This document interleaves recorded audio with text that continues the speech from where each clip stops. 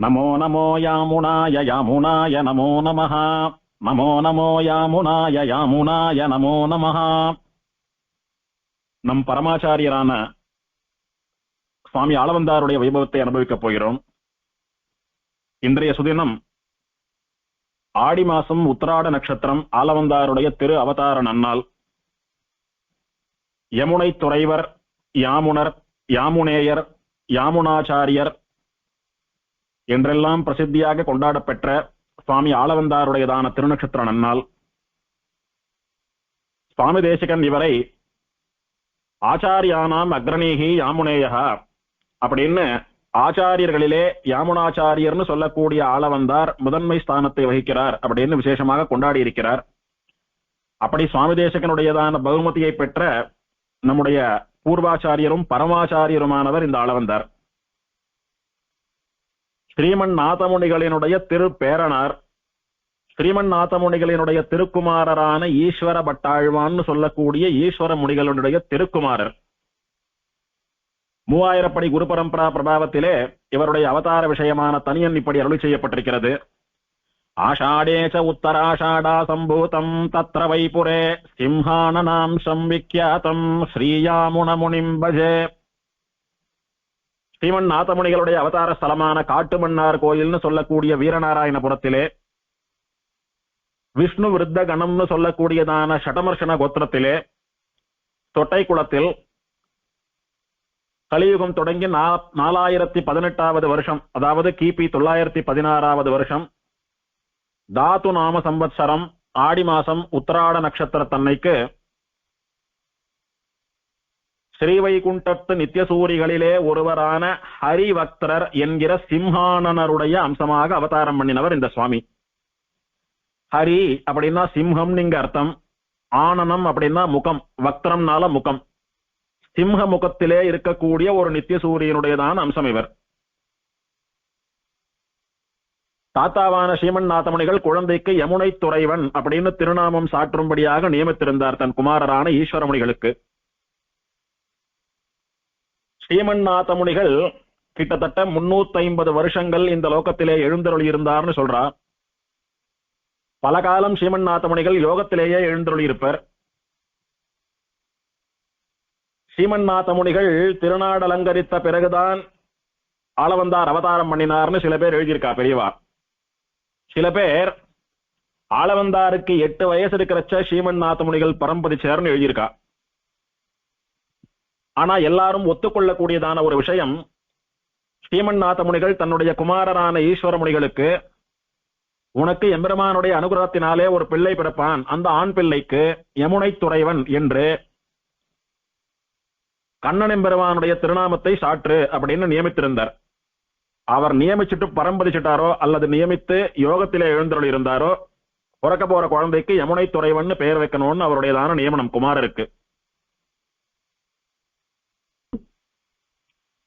அந்த குழந்தைக்கு திருமந்திரம் துவயமந்திரம் முதலான சமஸ்த விசேஷார்த்தங்களையும் மந்திரோபதேசங்களையும் பண்ணும்படியாக தன்னுடைய சிஷ்யர்களில் பிரதானமான சிஷ்யரான உய்யக்கொண்டாருக்கு நியமித்திருந்தார்.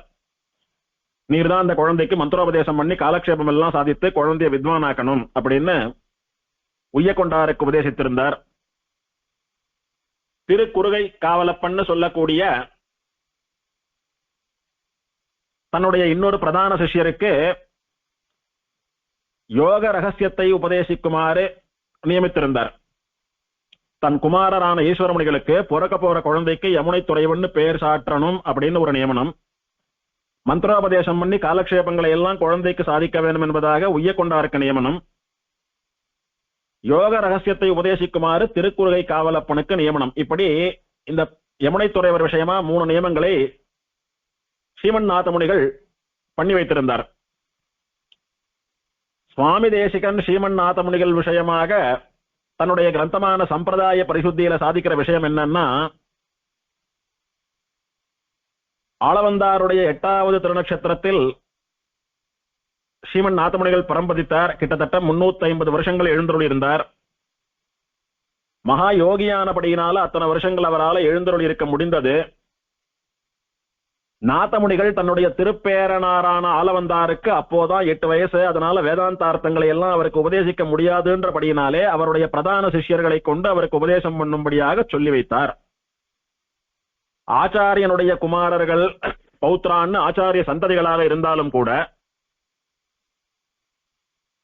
ஆச்சாரியனிடத்துல ஏற்கனவே காலக்ஷேபம் பண்ணி ஞானத்தை சம்பாதித்துக் கொண்ட சிஷ்யர்கள் இவாளுக்கு ஞான பரம்பரையிலே மூத்தவாளானபடியினாலே ஒரு ஆச்சாரியனிடத்துல காலக்ஷேபம் கேட்ட சிஷ்யாலிடத்திலும் அந்த ஆச்சாரியனுடைய சந்ததிகள் காலக்ஷேபம் பண்ணி ஞான சம்பாதனம் பண்ணலாம் அப்படின்னு ஸ்ரீமன்னாத முனிகளினுடைய இந்த நியமனத்தாலே நமக்கு தெரிகிறதுன்னு சுவாமி தேசிகன் அருளி செய்திருக்கிறார். அதனால ஆளவந்தாருக்கு எல்லா விதமான அனுகிரகங்களையும் பண்ணி வைக்கும்படி தம்முடைய சிஷ்யாளுக்கு ஸ்ரீமன்னாத முனிகள் நியமித்து விட்டு சென்றார். ஈஸ்வர முனிகளும் ஸ்ரீமன்னாத முனிகளினுடைய கட்டளைப்படி அந்த குமாரர் அவதாரம் பண்ணின போது அவருக்கு பிதா பண்ண வேண்டியதான ஜாத கர்மான்னு சொல்லக்கூடிய சம்ஸ்காரத்தை பண்ணி வைத்து ஸ்ரீமன்னாத முனிகள் நியமனப்படிக்கு யமுனை துறைவன் அப்படின்னு திருநாமத்தையும் சாத்தி நாமகரணம் பண்ணினார். அப்படி இருந்துட்டு இருக்கிற சமயத்துல இவருக்கு பண்ணின நியமனத்தை ஈஸ்வர முனிகள் நிறைவேற்றிட்டார். குழந்தைக்கு யமுனை துறைவன் பேர் வச்சு ஆயிடுத்து. உய்ய கொண்டாருக்கு நாதமுனிகள் பண்ணின நியமனத்தை அவர் தலைக்கட்டணுமோன்னு அப்ப உய்ய கொண்டார் ஸ்ரீரங்கத்துல திருமேனிக்கு பாங்கு இல்லாம அசக்தரா பரம்பதிக்கிற தசையில எழுந்தருளி இருக்கார். குழந்தைக்கு இப்பதான் சின்ன வயசு. குழந்தை வளர்ந்து வேதாந்த விஷயங்களை எல்லாம் கிரகிக்க கூடியதான சாமர்த்தியம் குழந்தைக்கு வந்து எப்போது நாம குழந்தைக்கு வேதாந்த விஷயங்களை எல்லாம் சொல்லி வைத்து விட்டு பரம்பதிக்கிறது அப்படின்னு வருத்தப்பட்டார் சுவாமி. அப்போ என்ன பண்ணினார், ஸ்ரீமன்னாத முனிகளுக்கு தான் இந்த குழந்தைக்கு யமுனை துறைவனுக்கு எல்லா விஷயங்களையும் சொல்லி வைத்து அவனை வித்வானாக்கி கட்டாட்சிக்கணும்னு ஆசை. ஆனா யமுனை துறைவனுக்கு அந்த பருவம் வராதபடியினாலே சிஷ்யர்களில் பிரதானரான உய்ய கொண்டாரை நியமித்து விட்டு போனார். அந்த மாதிரி உய்ய கொண்டாருக்கும் அது பிராப்தமாகல. என் ஆச்சாரியன் எனக்கு நியமித்தருளின விஷயத்தை நான் செய்ய பெற்றிலேனே அப்படின்னு நொந்துட்டேராம் உய்ய கொண்டார். ஆச்சாரியன் நியமித்தார், குழந்தைக்கு சொல்லி வைக்க முடியலையே, நான் பரம்பதிக்க போறேன்னு வருத்தப்பட்டேராம். அப்போ மணக்கால் நம்பின்னு சொல்லக்கூடிய உய்ய கொண்டாருடைய பிரதானமான சிஷ்யர் சாதித்தாராம், தேவரீர் ஒரு வார்த்தை சரின்னு நியமித்தா அடியேன் அந்த காரியத்தை பண்றேன். ஸ்ரீமன்னாத முனிகளுடைய திருப்பேரனாருக்கு அடியேனே தேவரீர் ஸ்தானத்துல இருந்து எல்லா உபதேசங்களையும் பண்றேன். தேவரீருடைய சிஷ்யனான அடியேன் பண்ணினாலும் அது தேவரீர் பண்ணின மாதிரி தான் ஆகும். அடியேன் பண்ற கைங்கரியமும் தேவரீர் கைங்கரியத்துல அடக்கம் தானே. அதனால தேவரீர் சரின்னு சாதித்தா அடியேன் அதை பண்றேன் அப்படின்னு மணக்கால் நம்பி விண்ணப்பிக்க உய்ய கொண்டார் சரின்னு சொல்லி மணக்கால் நம்பியினுடைய தலையிலே அவருடைய திருவடியை வைத்து ஆசீர்வாதம் பண்ணிவிட்டு அந்த பொறுப்பை ஒப்படைச்சிட்டு அவர் பரம்பதிச்சுட்டார். இப்படி மணக்கால் நம்பி தகுந்த காலம் வரும் ஸ்ரீமன்னாத முனிகளினுடைய திருவுள்ளத்தை ஆச்சாரியரான உய்ய கொண்டாருடைய நியமனத்தை நாம தகுந்த காலத்துல நிறைவேற்றலாம் அப்படின்னு மணக்கால் நம்பி காத்துட்டு இருக்கார். இங்கே காட்டுமன்னார் கோயில்ல ஆளவந்தாருடைய திருத்தகப்பனாரான ஈஸ்வர முனிகள் அந்த குழந்தையான யமுனை துறைவருக்கு அந்தந்த வயசுக்கு ஏத்த மாதிரியான சம்ஸ்காரங்களை எல்லாம் யதா சாஸ்திரம் பண்ணிட்டு வரார். அன்னப்பிராசனம், சௌளம்னு சொல்லக்கூடியதான குடிமை வைக்கிறது, இந்த சம்ஸ்காரங்களை எல்லாம் பண்ணிட்டு வரார். கர்ப்பாஷ்டமத்துல ஆச்சரியமா யமுனை துறைவருக்கு உபநயனம் ஆறுது. உபநயனத்திற்கு உய்ய கொண்டார் சார்பிலே மணக்கால் நம்பி எழுந்தருள்கிறார். உபநயனமான குழந்தை ஒன்னும் இனி குழந்தைக்கு சமாசிரயணம் பண்ணி வைக்கலாம், மந்திரோபதேசம் எல்லாம் பண்ணலாம். அதனால மணக்கால் நம்பி ஆளவந்தாருக்கு திருவிலட்சணைகள்னு சொல்லக்கூடியதான சமாசிரயணங்களை எல்லாம் பண்ணி வைத்து விசேஷமா மந்திரோபதேசங்களை எல்லாம் பண்றார். அந்த வயசுல குழந்தைக்கு அவ்வளவுதான் பண்ண முடியும், வேதாந்த காலக்ஷேபம் எல்லாம் சொல்ல முடியாது உபநயனமான குழந்தைக்கு. இப்போதைக்கு ஸ்ரீமன்னாத முனிகளினுடைய நியமனத்தில் ஒரு பாகத்தை மணக்கால் நம்பி எதை பண்ணலன்னு குறப்பட்டுண்டாரோ அதுல ஒரு பாகத்தை உய்ய கொண்டார் பண்ணாததை மணக்கால் நம்பி பண்ணிட்டார். இப்போ பண்ணிட்டு குழந்தை வளரட்டும், மற்ற விஷயங்களை எல்லாம் அப்புறம் உபதேசம் பண்ணலாம்னு சொல்லி மணக்கால் நம்பி அவருடைய ஸ்தானத்துக்கு போய் சேர்ந்தார். பின்னால இதே மணக்கால் நம்பிகளிடத்துலதான் இந்த குழந்தைக்கு யாமுனாச்சாரியருக்கு விசேஷமா வேதாந்த ரகசிய காலக்ஷேபங்கள் எல்லாம் நன்னா விசதமா நடந்தது. அப்புறம் கொஞ்ச நாள் கழித்து யமுனை துறைவர் வேதாத்தியனம் பண்ண ஆரம்பித்தார். இவர் வேதாத்தியனம் பண்ணக்கூடியதான அந்த வைபவம் ரொம்ப ஆச்சரியமா இருந்தது. எல்லோரும் கேட்டு சந்தோஷப்பட்டா. என்னன்னா ஒரு முறை சொன்னா அப்படியே புடிச்சுக்கிறார், ரெண்டாவது சந்த சொல்லவே வேண்டாம் இவருக்கு. ஒரு முறை உபதேசம் பண்ணாலே அது அப்படியே மனப்பாடம் பண்ணி ஒப்பிச்சு விடுறாரு. இது என்ன ஏக சந்தாகிராகியா, ஒரு முறை சொன்னா அப்படியே புடிச்சுக்கிறாருன்னு எல்லாரும் இவரை ஆசையோடு கூட கொண்டாடினா. இந்த விஷயம் திருத்தகப்பனாரான ஈஸ்வரமுனிகளுக்கு ரொம்ப சந்தோஷமா இருந்தது, நம்முடைய குமாரனுக்கு இத்தனை பிரதிப அப்படின்னு. தகுந்த வயசு வந்த உடனே ஈஸ்வர முனிகள் யமுனை துறைவருக்கு கல்யாணமும் பண்ணி வைத்தார், விவாகம் பண்ணி வைத்தார். பண்ணி வைத்துட்டு கொஞ்ச நாள் கழித்து ஈஸ்வர முனிகள் பரம்பரை சுட்டார். யமுனை துறைவர் அவருக்கு பிரம்மவேத சம்ஸ்காரம் எல்லாம் பண்ணி சரம கைங்கரியங்களை எல்லாம் விசேஷமா பண்ணி முடிச்சார். பண்ணிட்டு மகாபாஷ்ய பட்டர்னு சொல்லக்கூடிய ஒரு சுவாமியினிடத்துல சாஸ்திரம் வாசிச்சுட்டு இருந்தார். தர்க்கம், வியாக்கரணம், மீமாம்சா முதலான சாஸ்திரங்களை எல்லாம் வாசிச்சுட்டு இருந்தார். அந்த சமயத்திலே அந்த சோழ தேசத்து ராஜாவினுடைய அரண்மனையிலே வித்வஜன கோலாகலன் என்கிற ஆக்கி ஆழ்வான் அப்படின்னு மகா கர்வம் பிடித்த ஒரு வித்வான் பண்டிதன் இருந்தான். அவன் லோகத்திலேயே தான் பெரிய வித்வான் அப்படின்னு அகங்காரத்தோட கூட எல்லா வித்வான்களையும் சண்டைக்கு கூப்பிடுவான். இவனோட ஜெயிக்கிறவா தப்பிச்சா, இவனிடத்துல தோத்தாலானா ஒண்ணு அவ இவனுக்கு கப்பம் கட்டணும், இல்லைன்னா இவனுடைய பல்லக்காவா தோல்ல சுமந்துட்டு போனோம். நிறைய வித்வான்கள் பணம் இருக்கிறவா இவனுக்கு மாசம் மாசம் கப்பம் கட்டிட்டு வந்தா. பணம் இல்லாத ஏழ்மையான வித்வான்கள் எல்லாம் அவ்வளவு பெரிய மகான்களா சாஸ்திரவாசவாலா இருந்து இவனுடைய பல்லக்க தோல்ல சுமந்துண்டு ஆள்காராலாட்டமா இவனுக்கு ஏவல் பண்ணினான். இதெல்லாம் சின்ன வயசுல யமுனை துறைவர் பார்க்கிறார். ஒரு வித்வானுக்கு இவ்வளவு அகங்காரம் கர்வம் இருக்கக்கூடாது, மற்ற வித்வான்களை எல்லாம் பல்லக்கு சுமக்கும்படியா பண்றாரே, தகுந்த சமயத்துல இவருக்கு யாரானும் பாடம் புகட்டணும்னு யமுனை துறைவர் நினைச்சுட்டு இருந்தாராம். அந்த மாதிரி சமயத்துல ஒரு நாள் ஆளவந்தார் சாஸ்திரம் வாசிச்சுட்டு இருந்த ஆச்சாரியர் மகாபாஷ்ய பட்டருக்கு ராஜாவினுடைய அரண்மனையில இருந்து ஒரு ஓலை வரது. என்னிடத்துல வாதம் பண்ணி தோத்து போன நீங்க எனக்கு கப்பம் கட்டணும், கப்பம் இன்னும் வந்து சேரல, பணத்தை கொடுத்து அனுப்புங்கன்னு அந்த வித்வஜன கோலாகலன்னு சொல்லக்கூடிய ஆக்கியாழ்வானிடத்துல இருந்து ராஜசபையில இருந்து ஒரு ஓலை வருது. அதை பார்த்து கட்டுறதுக்கு பணம் இல்லையே, கப்பம் கட்டலைன்னா அவனுடைய பல்லக்க சுமந்து அவனுக்கு ஏவல் காரியங்களை எல்லாம் பண்ணணுமே, என்ன பண்றதுன்னு தெரியாம இந்த மகாபாஷ்ய பட்டர் அப்படி தலையை தொங்க போட்டு மனசுல வருத்தத்தோடு கூட சோகமா நிக்கிறார். அப்போ யமுனை துறைவர் அங்க வந்து, சுவாமி மன்னிக்கணும், சுவாமி ஏன் சோகமா இருக்கீங்க, அப்படி அந்த ஓலையில என்ன இருக்கு, எதனால சுவாமியினுடைய முகமே மாறி போயிடுத்து, எதை நினைச்சு வருந்துட்டு இருக்கீங்கன்னு கேட்கிறார். அவர் அந்த ஓலையை கொடுத்த உடனே எல்லா வித்வான்களையும் அடிமை பணி வாங்கி கொண்டு, ஏவல் பணிகளை வாங்கி கொண்டு அவளை எல்லாம் பல்லக்கு சுமக்கும்படியா பண்ணிட்டு இருந்தான். இவனுக்கு தகுந்த புத்தி கற்பிக்கணும்னு நான் பல நாளா நினைச்சிட்டு இருந்தேன். கடைசியில என் ஆச்சாரியனுக்கே இப்படி ஒரு நிலைமை வரும்னு நான் யோசிக்கல. இதை விட நான் வேறு சமயத்தை எதிர்பார்த்து காத்திருக்க மாட்டேன், இப்போதே அவனுக்கு தகுந்த பாடம் புகட்டுகிறேன் அப்படின்னு அந்த ஆக்கியாழ்வான் அனுப்பின ஓலையை வாங்கி கிழிச்சு போட்டுட்டார் யாமுனாச்சாரியர்.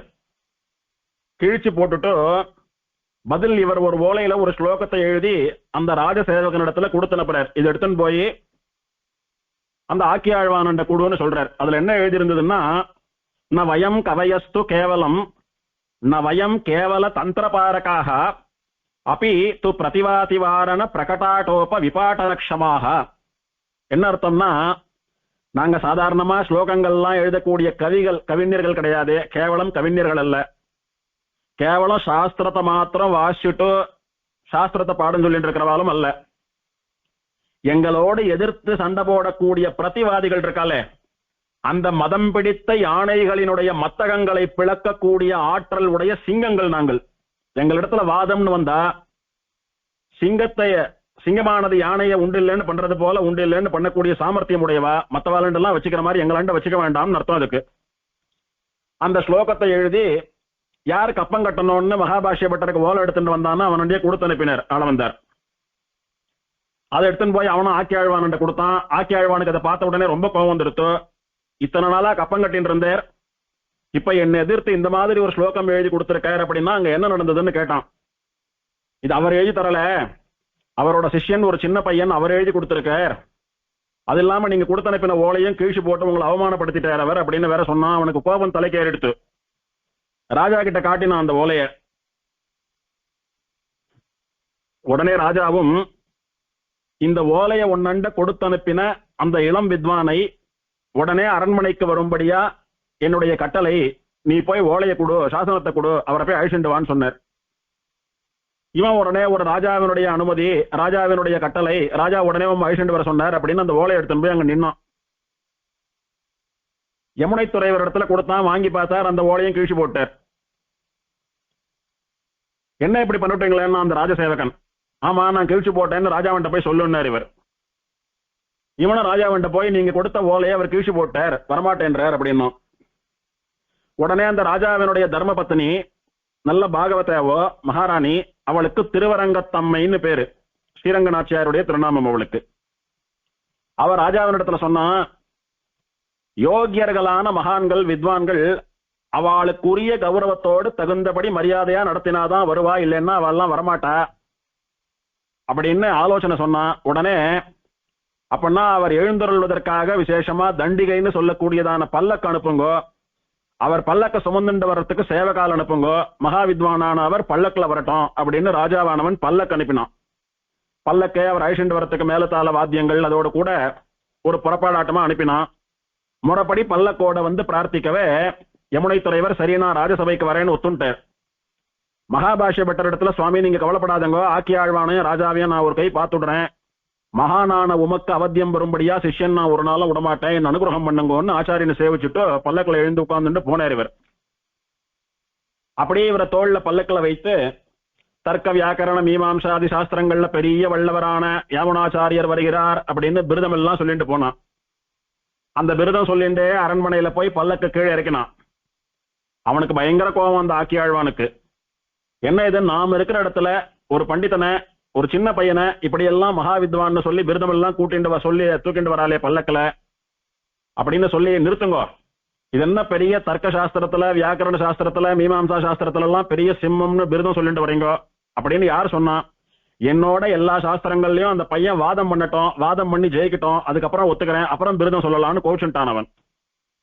உடனே ராஜா, இவர் சொல்றது சரிதான், எங்க அரசவை புலவர் இவர் எல்லாரையும் வாதத்துல ஜெயிச்சுட்டு இருக்காரு இது வரைக்கும், எல்லாரும் ஒரு இடத்துல தோத்தவாள்லாம் அவருக்கு கப்பம் கட்டின்னு இருக்கா, இல்ல சேவகம் பண்ணிட்டு இருக்கா, யாரும் இது வரைக்கும் அவர் ஜெயிக்கல, முடிஞ்சா நீங்க வேணா வாதம் பண்ணி இவரோட ஜெயிங்கோ, இவரோட நீங்க பெரிய வித்வான்னு நான் ஒத்துக்கிறேன்னா ராஜா. அதுக்கு யமுனை துறைவர் சொன்னார், நன்னா விஷயம் தெரிஞ்ச மத்தியஸ்தாலுக்கு முன்னாடிதான் வாதம் நடக்கணும். நீங்க நானே இந்த வித்வான் 3 பேரும் ஒரு ரூம்ல இருந்து வாதம் பண்றதெல்லாம் சரி வராது, கற்றறிந்த பண்டிதர்கள் நிறைந்திருக்கக்கூடிய சபையில வாதம் பண்ணணும், மத்தியஸ்தால் என்ன தீர்ப்பு சொன்னாலும் ஏத்துக்கணும், இந்த மாதிரி வாதத்துக்கே உரிய தகுந்த விதிமுறைகளோட வாதம் பண்றதா இருந்தா, நியாயமா வாதம் பண்றதா இருந்தா நான் வரேன், இவன் ஏமாத்து வேலைலாம் என்னண்டு செல்லாதுன்னு அறிவர். உடனே ராஜாவும் எல்லா வித்வான்கள் அந்த ஊர்ல இருக்கக்கூடிய அத்தனை மகான்கள் எல்லாரையும் வரவழைத்து சபையை கூட்டினான். சபையை கூட்டின போது இதுவரைக்கும் இப்படி ஒரு வாதம் வந்ததே இல்லை. எல்லாரையும் கேள்வி கேட்டுட்டே இருப்பான் இந்த ஆக்கியாழ்வான். அவ பதில் சொல்ல முடியாம திணறவா, உடனே கப்பங்கட்டு இல்லைன்னா சேவகம் பண்ணுன்னு சொல்லிட்டு போயிட்டே இருப்பான். ஆனா இப்போது விசேஷமான வித்வான்கள் அத்தனை பேரும் கூடி இருக்கா, இது வரைக்கும் இல்லாத அளவுக்கு ராஜசபை களை கட்டி இருக்கு. அந்த சமயத்துல இந்த திருவரங்கத்தம்மைன்னு சொல்லக்கூடிய மகாராணி ராஜாவினிடத்துல சொல்றா, இப்பேற்பட்ட விசேஷமான வாதம், இவர் சின்ன பிள்ளையா இருந்தாலும் எல்லா மகான்கள் மத்தியஸ்தா முன்னிலையில நான் வாதம் பண்றேன்னு சொல்லியிருக்காரு, அதனால நன்னா விஷயம் தெரிஞ்சவரா இருப்பார், இவர் தான் ஜெயிப்பார், எதே எப்படியோ யார் ஜெயிக்கிறாளோ அவளுக்கு நாம என்ன பண்ணுவோம், என்ன பரிசு தர போறோம் அப்படின்னு கேட்டா ராஜாவை. ராஜா சொன்னா, யார் ஜெயிக்கிறாளோ அவளுக்கு என்னோட ராஜ்யத்துல பாதியை கொடுத்துட்டு அவளை ராஜாவாக்கி விடுறேன், என் ராஜ்யத்துல பாதி ராஜ்யத்தை அவ ஆண்டுண்டு வரட்டும்னு சொன்னான். தோத்தவா ஜெயிச்சவாளுக்கு அடிமை பணி பண்ணணும், அவளுடைய பல்லக்க தூக்கிண்டு அவளுக்கு எடுபடி வேலைகள்லாம் பண்ணிட்டு சுத்தின்னு இருக்கணும் அப்படின்னு சொல்லி சொன்னான் ராஜா. சரின்னு ஆள வந்தார் ஆக்கியாழ்வான், 2 பேரும் இதை ஒத்துண்டார்.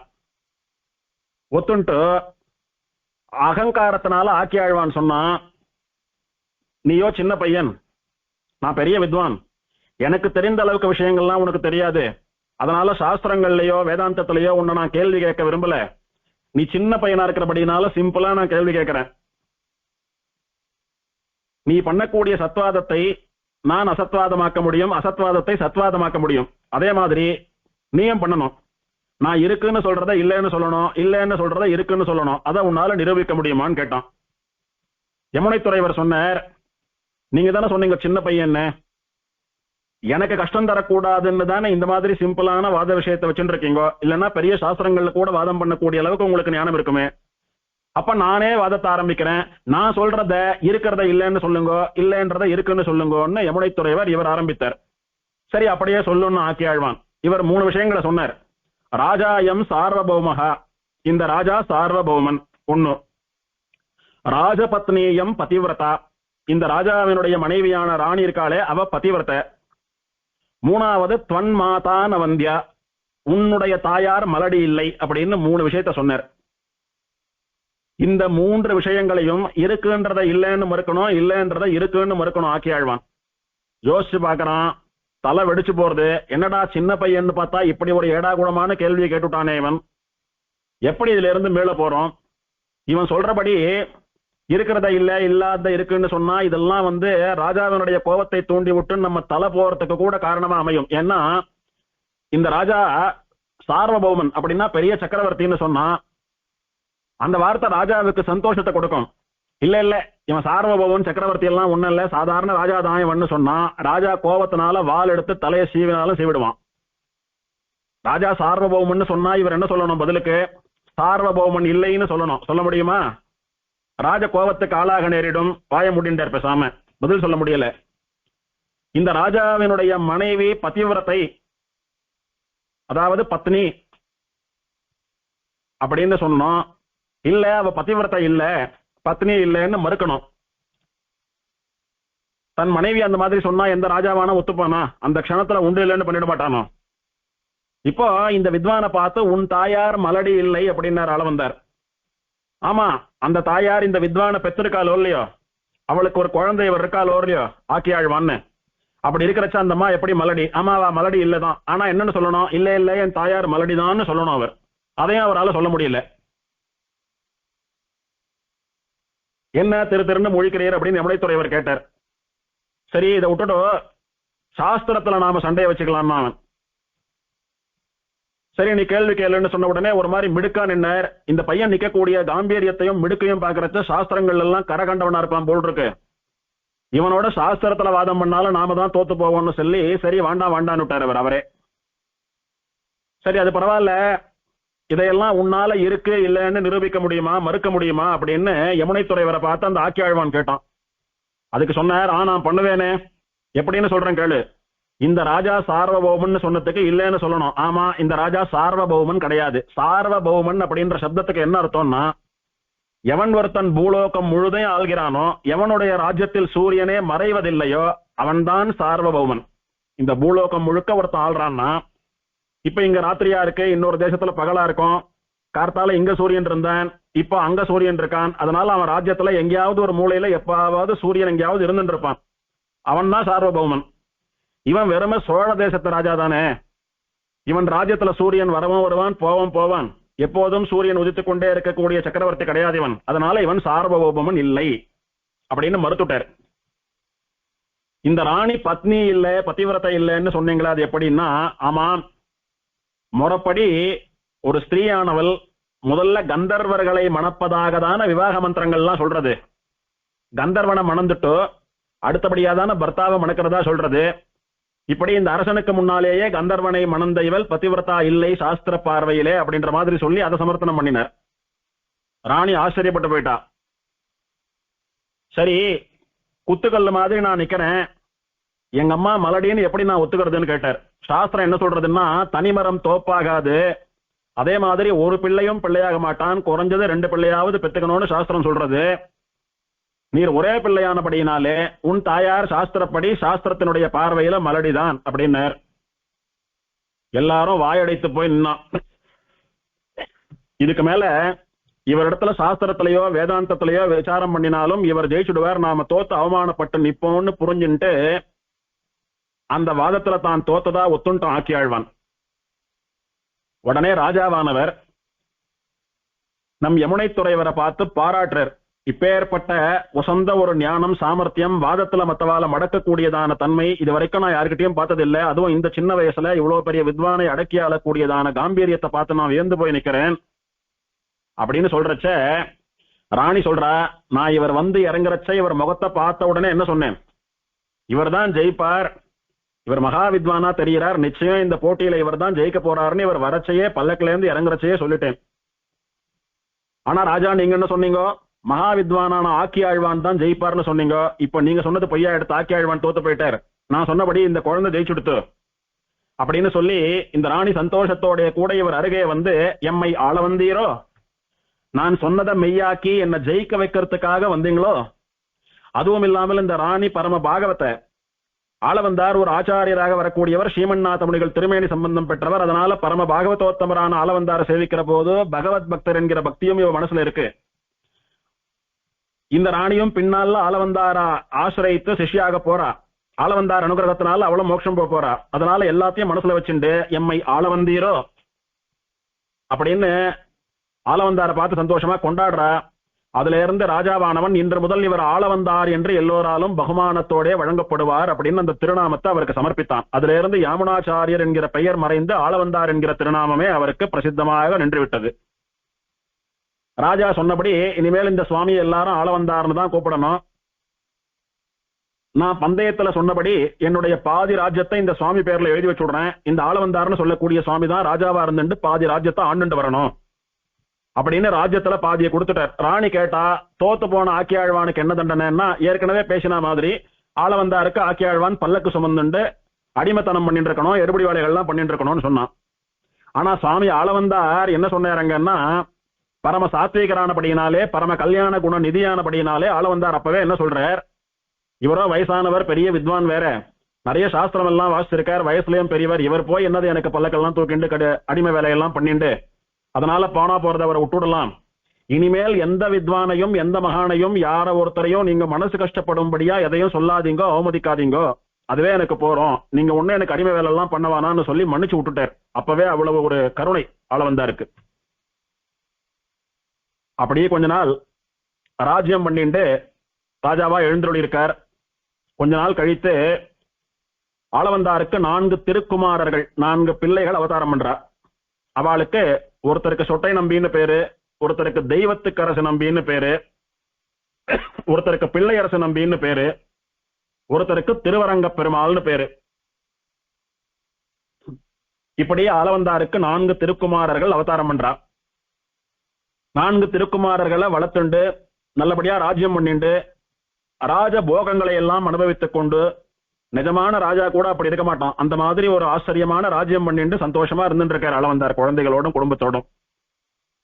இந்த விஷயத்தை ஆச்சாரியரான மணக்கால் நம்பி காதால கேட்கிறார், கேள்விப்படுறார். ஆளவந்தார் ராஜசபைக்கு போய் மகாபாஷ்ய பட்டர் சார்பில் ஆக்கியாழ்வான வென்று அந்த வித்வானை தோற்கடித்து ராஜ்யத்தில் பாதி பெற்று ராஜாவாக இருந்து ராஜ்யம் பண்ணிட்டு இருக்கார், 4 குழந்தைகள் எல்லாம் பிறந்துட்டு சௌக்கியமா இருந்துட்டு இருக்கார் அப்படின்னு சொல்றார். இதுதான் சமயம்.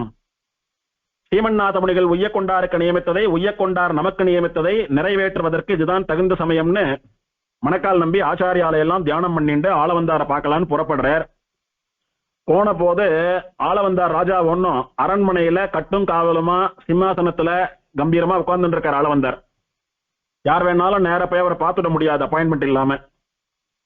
அந்த மாதிரி சமயத்துல எப்படி ஆளவந்தாரை நெருங்கிறதுன்னு பார்த்தா, ஆளவந்தாருக்கு தலிகை பண்ணி சமர்ப்பிக்கக்கூடியவர் திருமடப்பள்ளி கைங்கரியம் என்ற பரிசாரகர் அவர் வந்தார். நேரம் அவரை பார்த்து, ஆளவந்தார் எதை விரும்பி சாப்பிடுவார், ராஜா எதை விரும்பி சாப்பிடுவார், அவருக்கு பிடிச்ச கரமுது என்ன அப்படின்னு கேட்டார். ஆளவந்தாருக்கு தூதுல கீரைன்னா ரொம்ப பிடிக்கும் அப்படின்னு அந்த பரிசாரகர் சொல்லவே, அன்னையில இருந்து தொடர்ந்து 6 மாச காலம் தினம் தூதுல கீரையை கொண்டாந்து மடப்பள்ளியில சேர்த்துட்டு இருந்தார். அவர் அந்த தூதல கீரையை பாகம் பண்ணி ஆளவந்தார் சாப்பிடுறத சாதிப்பார். தனக்கு பிடிச்ச வஸ்து தினம் வந்துட்டு இருக்கு, நல்லா ருச்சியா இருக்குன்னு விரும்பி விரும்பி சாப்பிடுவார் ஆளவந்தார். இப்படியே போயிட்டு இருக்கு. ஒரு நாள் கூட ஆளவந்தார் இதை யாரு கொடுக்கறா, யார் தினம் எடுத்துட்டு வரா, அவளை அழிச்சுட்டு வான்னு சொல்லுவார். சொன்னா அவர் முன்னாடி போய் நிக்கலாம்.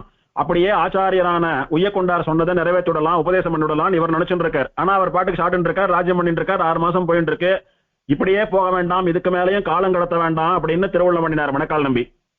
என்ன பண்ணார், திடீர்னு இந்த தூதுல கீரையை கொண்டாந்து கொடுக்கறத நிறுத்திட்டார். 2-3 நாளா வரல. தொடர்ந்து 6 மாசமா சாப்பிட்டு இருந்தார். இலையில தூதுல கீரை சாதிக்கல. ஏன் இன்னைக்கு தூதுல கீரை இல்லைன்னு கேட்டார் ஆளவந்தார் வாய் திறந்து பரிசாரகரை பார்த்து. ஒரு வயசான ஸ்ரீ வைஷ்ணவ பிராமணர் ஒரு பெரியவர் கொண்டாந்து கொடுத்துட்டு இருந்தார், அதுதான் பண்ணிட்டு இருந்தேன். அவர் யார் என்னன்னா எங்களுக்கு தெரியாது, ஊர் என்ன பேர் என்ன ஒன்னும் தெரியாது. தொடர்ந்து 6 மாசமா நாள் தவறாம கொண்டாந்து கொடுத்துட்டு இருந்தார், பண்ணிட்டு இருந்தோம். 2-3 நாளா அவர் வரல, அதனால பண்ணல அப்படின்னு பரிசாரகன். உடனே அந்த சுவாமி எங்க இருந்தாலும் அவரை என்ன வந்து பார்க்க சொல்லும்படியா நீங்க அழிச்சுண்டு வாங்கோ, நீங்க போய் அவர் அழிச்சுண்டு வந்தே ஆனோ, நான் அவரை பார்த்தே ஆனோ, எதுக்காக எனக்கு அந்த கீரையை கொடுத்தாருன்னு காரணம் தெரிஞ்சுக்கணும்னு சொன்னார். சரி நீ வா போய், இந்த சந்தர்ப்பத்துக்காகத்தானே காத்துட்டு இருந்தார் மணக்கால் நம்பி.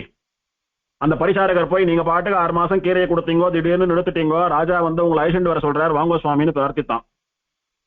சரின்னு சொல்லி மணக்கால் நம்பி அழிச்சுண்டு போனார். அந்த பரிசாரகன் ஆளவந்தார் கிட்ட சொல்றான், இந்த சுவாமி தான் தினம் தூதுல கீரையை கொண்டாந்து கொடுத்துட்டு இருந்தார், இவர் தான் 2-3 நாளா கொண்டாடுறது இல்ல, இவர் அழிச்சுண்டு வந்துட்டேன் அப்படின்னா. அது என்னமோ தெரியல, மணக்கால் நம்பிய சேவிச்ச மாத்திரத்துல ஆள வந்தார் தானாவே அந்த சிம்மாசனத்துல இருந்து எழுந்துட்டார். எழுந்துக்கணும்னு எழுந்துக்கல, தானாவே அவர் உடம்பு எழுந்துக்கிறது. அப்படி வேகமா ஓடினார். துபார்னு கீழே விழுந்து பல ஆவர்த்தி விழுந்து சேவித்தார், கை கூப்பினார். சுவாமி எழணும் எழணும், அடியேன தேடி தேவரையர் எழுந்தருளினது என்னுடைய பாக்கியம், இங்கே அமருங்கள் அப்படின்னு ஆச்சாரியால் எழுந்தருளக்கூடிய ஒரு ஆச்சாரிய ஆசனத்தை சமர்ப்பித்து இதுல எழுந்தருள் இருக்கணும்னு பிரார்த்தித்தார். இவரை எங்கேயோ சேவித்த மாதிரி இருக்கிறது. பெரிய மகான், பெரிய ஆச்சாரிய புருஷர், பரம பாகவதோத்தமர்னு தெரிகிறது. ஆனா யாருன்னு சட்டுன்னு ஞாபகம் வரல. பார்த்த மாதிரியும் இருக்கு, ஆனா ஞாபகமும் வரல. பண்டிவரை கண்டறிவதை ஊரில் யாமென்றே பயில்கின்றாலால், எங்கேயோ பார்த்திருக்கோம் ஆனா எங்கேன்னு ஞாபகம் வரலையே அப்படின்னு ஆழ்வார் எம்பெருமானை நினைப்பது போல அப்படி மனசு சந்தோகத்தோட கூட மணக்கால் நம்பிய கேட்கிறார், சுவாமி என்ன விரும்பி நீங்க எனக்கு தொடர்ந்து கீரையா கொண்டாந்து கொடுத்துட்டு இருந்தீங்க, எங்கிட்ட இருந்து உங்களுக்கு என்ன வேணும் சொல்லுங்க, நான் தர சித்தமாக இருக்கிறேன் அப்படின்னார். அளவந்தாரே, உங்களிடத்துல இருந்து எனக்கு வேண்டியது ஒண்ணும் இல்லை, ஆனா உங்களுடைய பிதாமகன் உங்க தாத்தா உங்க குடும்ப சொத்தை என்கிட்ட கொடுத்துட்டு போயிருக்காரு, அது உங்களிடத்துல ஒப்படைக்கிறதுக்காகத்தான் நான் உங்களை பார்ப்பதற்கு முயற்சி பண்ணினேன், அதை என்னிடத்துல இருந்து வாங்கிக்கோங்க, அவ்வளவுதான் நீங்க பண்ண வேண்டியது, எனக்கு வேற ஒண்ணும் பண்ண வேண்டான்னார். சரி கொடுங்கன்னார் அவர். அந்த மாதிரி சபையில எல்லாம் கொடுக்க முடியாது, நீங்களும் நானும் மட்டுமே இருக்கக்கூடிய இடத்துல ஏகாந்தமான இடத்துலதான் அந்த சொத்தை உங்களுக்கு நான் கொடுக்க முடியும், அதனால யாரும் இல்லாத ஏகாந்தமான ஒரு ஸ்தலத்துக்கு நாம போலாம் வாங்கன்னு அழிச்சுட்டு போனார் அவர். போய் இது ஒரே நாள்ல கொடுக்கக்கூடிய சொத்தல்ல, இந்த சொத்தை நான் உங்களுக்கு கொடுத்து முடிக்கிறதுக்கு சில காலம் ஆகும், அதனால எப்போது நான் அரண்மனைக்கு வந்தாலும் யாரும் என்ன ஏன் எதுக்குன்னு கேட்காம உங்களை பார்க்கறதுக்கு அனுமதிக்கணும், நீங்களும் எனக்கு நேரம் ஒதுக்கி என்னோட கூட நேரம் செலவு பண்ணணும், அதுக்கு ஒத்துண்டா இந்த சொத்தை நான் உங்களாண்ட ஒப்படைக்கிறேன்னார். சரின்னார். அதே மாதிரி அடிக்கடிக்கு வந்து அவருக்கு பகவத்கீதையினுடைய விசேஷார்த்தங்களை எல்லாம், கீதார்த்தத்தை எல்லாம் காலக்ஷேபமாக சாதித்தார். நாளுக்கு நாள் பகவத்கீதையினுடைய விசேஷார்த்தங்களை எல்லாம் மணக்கால் நம்பி சாதிக்க சாதிக்க ஆளவந்தார் கேட்டுண்டு வரார். 18 நாள்ல பகவத்கீதையை சொல்லி முடிச்சுட்டார். ஒரு நாள் ஒரு அத்தியாயத்தினுடைய சாரமான விசேஷார்த்தங்களை எல்லாம் சொல்லி முடிக்கிறார். நாளுக்கு நாள் ஆளவந்தாருடைய மனசிலே வைராக்கியம் வருகிறது, ஆர்த்தி பிறக்கிறது, பெருமாளை சேவிக்கணும், மோட்ச வஸ்துவான பரபிரம்மத்தை அடைய வேணும் என்கிற எண்ணம் அதிகரித்துக் கொண்டே போகிறது. கடைசியில சர்வதர்மான் பரித்தியஜான்னு சொல்லக்கூடியதான சர்ம ஸ்லோகத்தினாலே என் ஒருவனையே சரணாகதி பண்ணு, நான் உனக்கு மோட்சம் தரேன்னு பெருமாள் சொன்ன விஷயத்தை சொல்லி முடித்தார். உடனே ஆளவந்தார் கேட்டார், அந்த வஸ்துவை சாட்சாத்கரிக்க உபாயம் இல்லையோ, இந்த கீதோபதேசம் பண்ணின பகவான் கண்ணனை நேர்ல சேவிக்க முடியாதோன்னு கேட்கிறார். ஆளவந்தாருடைய பேரனார் ஒன்னும் எம்பெருமானை நேர்ல சேவிக்கிறதுல அத்தனை ஆசை இருக்கு. ஆச்சாரியனான மணக்கால் நம்பி சொன்னார், இந்த சரம ஸ்லோகத்தினுடைய விசேஷமான அர்த்தத்தை ஏகாந்தமா உபதேசிக்கிறேன்னு உபதேசிச்சுட்டு, நீர் கேட்கறது பெருமாளை நேர்ல சேவிக்கணும்னு சொல்றது பரம புருஷார்த்தமான மோட்சம். அந்த பரம புருஷார்த்தமான மோட்சத்தை அர்த்தித்தே பெற வேணும், அதாவது பெருமாளை பிரார்த்திச்சு கேட்டுதான் வாங்கிக்க முடியும். அதனால பரண்யாசம்னு சொல்லக்கூடியதான சரணாகதியை பண்ணி கொண்டால்தான் அந்த செல்வம் நமக்கு கிடைக்கும் அப்படின்ற ரகசியத்தை உபதேசம் பண்ணினார். இந்த சரணாகதி விஷயமான விஷயங்களை எல்லாம் ஆச்சாரியன் சாதிக்க சாதிக்க ஆளவந்தார் நெஞ்சில் அது அப்படி பட ஆளவந்தாருக்கு வைராக்கியம் ஜாஸ்தியாயிட்டே போறது. இன்னமும் ராஜாவா இருந்துட்டு இந்த சம்சாரத்துல பெரிய பணம் சொத்து சொகமெல்லாம் சேர்த்துண்டு சந்தோஷமா இருக்கிறத விரும்பல. அவர் பெருமாள் அடையக்கூடியதான வைராக்கியம் அவர் மனசுல ஆரம்பிச்சுடுத்து. மோட்சத்துக்கு போகணுன்ற எண்ணம் தான் தலை தூக்குறது. இப்போ அந்த வஸ்து எங்கே இருக்கிறது? பகவத்கீதையை சாதித்த வஸ்து. பகவத்கீதையை சொன்னவன் யாரோ, சரம ஸ்லோகத்தை சொல்லி தன்னை சரணாகதி பண்ணினால் மோட்சம் தருவேன்னு சொன்னவன் யாரோ, அவன் எங்கே இருக்கிறான், அவனை எங்க போய் சேவிக்கிறதுன்னு கேட்டார். அதுவா இங்க இருந்து கொஞ்ச தூரத்துல இருக்கு, நான் உங்களை அழிச்சுட்டு போறேன் வாங்கன்னு சொல்லி சோழ தேசத்தினுடைய தலைநகர்ல இருந்து ஸ்ரீரங்கத்துக்கு அழிச்சுட்டு போறார் மணக்கால் நம்பி. ஆளவந்தாரு அழிச்சுட்டு போய் பெரிய பெருமாளை சேவை பண்ணி வைக்கிறார். பகவத்கீதையை சாதித்தது இந்த எம்பெருமான் தான். சரம ஸ்லோகத்தை சொன்னவன் இவன் தான். இவனைத்தான் சரணாகதி பண்ணணும், இவன் தான் நமக்கு மோட்சம்னு தருவான், இவனைத்தான் நீங்க சாட்சாத்காரம் பண்ணணும்னு ஆசைப்பட்டீங்க. நான் முதல் நாள் உங்க பார்த்த போது சொன்னேன், உங்க பிதாமகரான ஸ்ரீமன்னாத முனிகள் உங்களுக்காக ஒரு சொத்தை என்னாண்டு கொடுத்துட்டு போயிருக்கார், அந்த சொத்தை உங்களாண்ட ஒப்படைக்கணும்னு. படுத்துன்னு இருக்கிற பெரிய பெருமாள் தான் அந்த சொத்து. அந்த சொத்தை எப்படி அடையிறதுன்னா, நீங்க சரணாகதி பண்ணி கொண்டால் அந்த சொத்தை அடையலாம் அப்படின்னு சொல்லவே ஆளவந்தார் பெரிய பெருமாள அமலநாதி பிரான்ல திருப்பானாழ்வார் சேவித்தபடி பாதாதி கேசமா அங்கமங்கமாக அனுபவித்து சேவித்து கண்கள்ல ஜலத்தை உதுத்துண்டு நிற்கிறார். பழுதே பல பகலும் போயின என்று அஞ்சி அழுதேன், அரவணை மேல் கண்டு தொழுதேன் அப்படின்னு ஆழ்வார் சொன்னது போல, எத்தனை காலம் ராஜபோகங்களிலும் ராஜ்ய சுகங்களிலும் சந்தோஷமா தெலச்சுண்டு இந்த எம்பெருமானை, இந்த பொக்குஷத்தை, என் சொத்தை, என் பிராணனை, என் உயிர் நாடியை மறந்துட்டு காலம் தள்ளிட்டு இருந்தேன். இந்த ஸ்ரீரங்கநாதனை சேவித்து அவனுக்கு கைங்கரியம் பண்ணாத நாளெல்லாம் வீணா போச்சே, போனா போறது. இப்பவாவது திருந்தி வந்தேன், ஆதிசேஷன் பேர்ல சயனிச்சுருக்கிற என் பெரிய பெருமாளை சேவித்து என்னுடைய கஷ்டமெல்லாம் நீங்க பெற்றேன். இனி இந்த எம்பெருமானை விட்டு எங்கேயும் போக மாட்டேன், இவனை ஆசிரியத்து சரணாகதி பண்ண போறேன்னு தீர்மானம் பண்ணிவிட்டார். அப்படியே கண்கள்ல ஜலம் தேங்கி நிக்கிறது, துக்கம் தொண்டை அடைக்கிறது. பல நாள் பெருமாளை பிரிந்த சோகத்தோடு கூட இப்போது சேவித்த மகிழ்ச்சியோடு கூட சோகமும் துக்கமும் கலந்து மகிழ்ச்சியும் கலந்து எம்பெருமான் அனுபவிச்சுருக்கார். அப்போ இவருடைய திருக்குமாரர்கள் 4 பேர் இருக்காளே, ஆளவந்தாருடைய திருக்குமாரா, அவா 4 பேரையும் கூட தன்னுடைய ஆச்சாரியரான மணக்கால் நம்பி திருவடிகளிலேயே ஆசிரியக்க வைக்கிறார். எங்க ஆச்சாரியன் தான் உங்களுக்கும் ஆச்சாரியன், என்ன திருத்தி பண்ணி கொண்டது போலவே உங்களுக்கும் தேவையானதெல்லாம் இந்த சுவாமி தான் பண்ணி வைக்கணும்னு தன் குமாராலான 4 பேரையும் மணக்கால் நம்பி திருவடிகளில் ஒப்படைக்கிறார். மணக்கால் நம்பியானவர் ஆளவந்தாருக்கும் ஆளவந்தாருடைய குமாரர்கள் 4 பேருக்கும் பெரிய பெருமாள் திருவடிவாரத்துல பரசமர்ப்பணம் பண்ணி வைக்கிறா, ஆத்ம சமர்ப்பணம் பண்ணி வைக்கிறா. இப்போது ஆளவந்தாருக்கு மோட்ச சாம்ராஜ்ய பிராப்தி கிடைச்சுடுத்தோ, எந்த விஷயத்தை சேவிக்கணும் சாட்சாத்காரம் பண்ணணும்னு கீதா காலக்ஷேபத்தின் போது கேட்டாரோ அந்த வஸ்து கை வந்து விட்டது இவருக்கு. இப்போ இந்த சரீரம் தான் தடை, சரீரத்திலேருந்து ஆத்மா பிரிஞ்சா ஸ்ரீவைகுண்டம் தான். இந்த சம்பிரதாய ரகசியத்தை எல்லோரும் தெரிந்து கொண்டு அவாலும் சரணாகத்தை அனுஷ்டித்து மோட்சத்துக்கு போகணும் அப்படின்ற எண்ணத்தோட கூட சரணாகத்தை எப்படி பண்றோம்? பரநியாசம் முதல்ல ஸ்ரீ பிரபத்தின்னு சொல்லக்கூடியதான புருஷகார பிரபத்தி, தாயார் இடத்துல முதல்ல சரணாகதி, தாயார புருஷகாரமா கொண்டு பெருமாள் இடத்துல சரணாகத்தின்னு பகவத் பிரபதனம்னு 2வது பண்றது. அந்த ஸ்ரீ பிரபதனம்னு சொல்லக்கூடிய பிராட்டியின் இடத்துல பண்ணக்கூடிய புருஷகார பிரபத்தி ரூபமா சதுஸ்லோகின்னு சொல்லக்கூடியதான ஒரு ஸ்தோத்திர கிரந்தத்தை அருளி செய்தார் ஆளவந்தார். அவளை முன்னிட்டு கொண்டு எம்பெருமானிடத்திலே சரணாகதி பண்ணக்கூடியதான ஸ்தோத்திர ரத்னம்னு சொல்லக்கூடியதான கிரந்தத்தையும் அருளி செய்தார். அதன் பிறகு ஆகம பிராமான்யம்னு சொல்லக்கூடிய ஒரு கிரந்தம், ஆத்ம சித்தி, சம்வித் சித்தி, ஈஸ்வர சித்தின்னு சொல்லக்கூடிய சித்தித்ரயம்னு சொல்லக்கூடியதான கிரந்தம், மணக்கால் நம்பியினிடத்திலே தான் கேட்ட பகவத்கீதையினுடைய அர்த்த விசேஷங்களை எல்லாம் சங்கிரகித்து கீதார்த்த சங்கிரகம் என்பதாக ஒரு கிரந்தம், மகாபுருஷ நிர்ணயம் அப்படின்னு ஒரு கிரந்தம், இப்படி 8 கிரந்தங்களை ஆளவந்தார் அருளி செய்தார். இந்த ஆளவந்தார் திருவடிகள்ல பல மகான்கள் ஆசிரியத்து இவருடைய சிஷ்யர்களா இவரிடத்துல சமாசிரயண பரநியாசங்கள் எல்லாம் பண்ணிக்கொண்டு காலக்ஷேபங்கள் எல்லாம் கேட்டா. அவ பின்னால பெரிய வித்வான்களா மகா ஆச்சாரியாலா எழுந்தொள்ளி இருந்தா. அதுல முக்கியமா குறிப்பிடப்பட வேண்டியவர்கள்னு பார்த்தா ராமானுஜருடைய ஆச்சாரியரான பெரிய நம்பி, ராமானுஜருடைய ஆச்சாரியரான திருக்கோட்டியூர் நம்பி, ஆளவந்தாருடைய குமாரரான ஆளவந்தார் ஆழ்வான், ஆளவந்தாருடைய பேரனாரான பெரிய திருமலை நம்பி,